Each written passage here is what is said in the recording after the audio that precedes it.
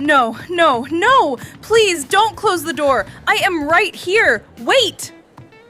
I watched in slow motion as the gate agent looked at me and closed the door. Click. My life is over. But to understand how I ruined everything, we need to go back 4 hours. It was 8 a.m. The world was quiet.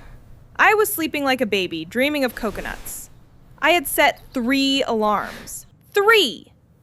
But apparently, my phone decided to betray me today. My eyes snapped open. Something felt wrong. It was too bright. It was too late. I grabbed my backup clock. 8:50 a.m. My flight boarding starts in 40 minutes. I didn't scream. I didn't cry. I just exploded into action. I ran to the bathroom. I looked like a zombie from a horror movie. I brushed my teeth for exactly 10 seconds. Minty fresh? No. Better than nothing? Yes. I ran back to the bedroom. Passport, phone, wallet. The holy trinity of travel. Now, the transformation. Goodbye, pajamas. Hello, airport chic. Or airport homeless. I grabbed my gray suitcase. It was heavy. Maybe I packed too many shoes? Too late now. I didn't check the fridge. I didn't check the stove. I just ran. I tried to call a taxi in the elevator. No signal. Come on! The doors opened. Signal returned. Driver is 4 minutes away. I don't have 4 minutes. I ran out to the street. I was going to intercept a car. Any car. A yellow taxi appeared like an angel from heaven. I threw myself in front of it. The driver stopped. He looked calm. Too calm. I threw my bag in and jumped inside. Airport, Terminal 1. Drive like you stole it, I said. The driver was listening to classical music. Very relaxing.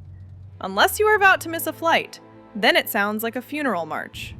Can we go any faster? I asked. My voice was squeaking. I sounded like a mouse. He pointed at the windshield. Traffic, miss. Everyone is going to the airport.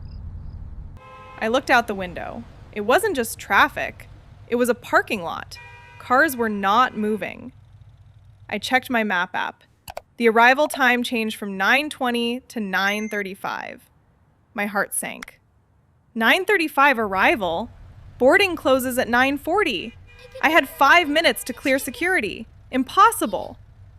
I started tapping my foot. Tap, tap, tap. I think I was shaking the whole car. The driver looked in the mirror. Relax, lady. We will make it. Suddenly, the traffic started moving. He found a gap. He accelerated. Yes!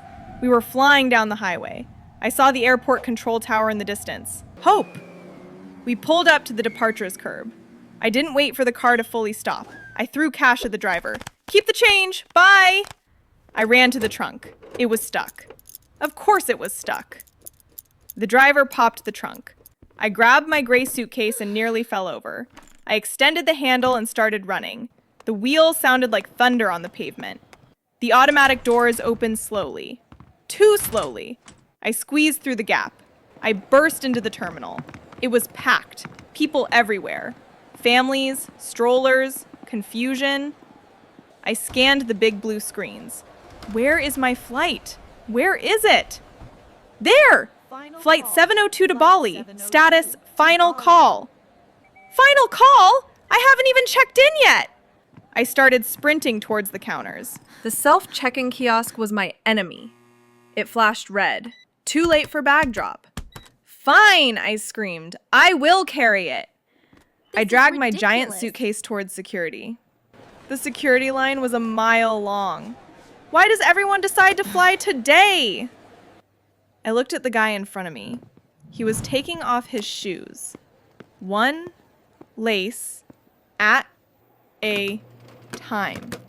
Sir, please, I whispered. I started throwing my things into the plastic bins. Laptop out, liquids out, shoes off, hoodie off? No time. I ran through the metal detector. Beep! Oh God, no. It was my watch! I ripped it off and ran through again. Silence. Clear! I grabbed my bag. I didn't put my shoes on. I ran in my socks. The duty-free shop was a maze of perfume and tourists. I ran in my socks, sliding on the polished floor. I couldn't run in socks.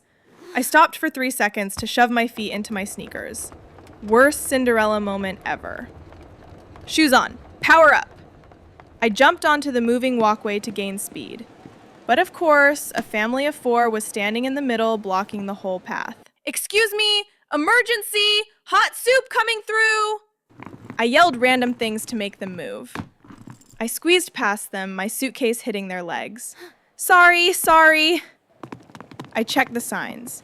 Gate B12. It felt like it was in a different time zone.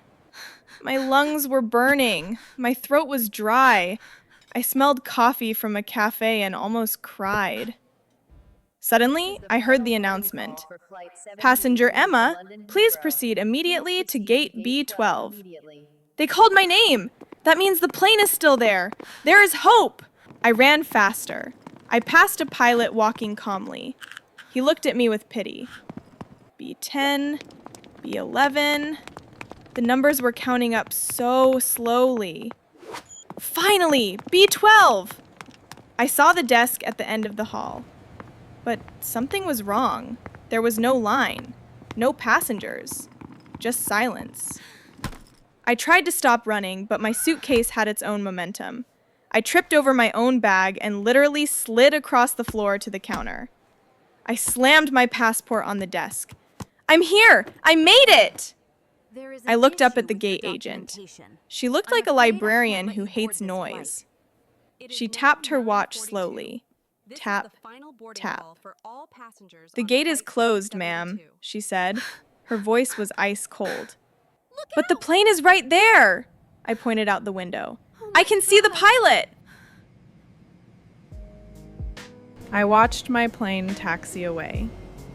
Seat 12A was leaving without me. I turned around. The walk of shame back through the terminal had begun. The adrenaline was gone.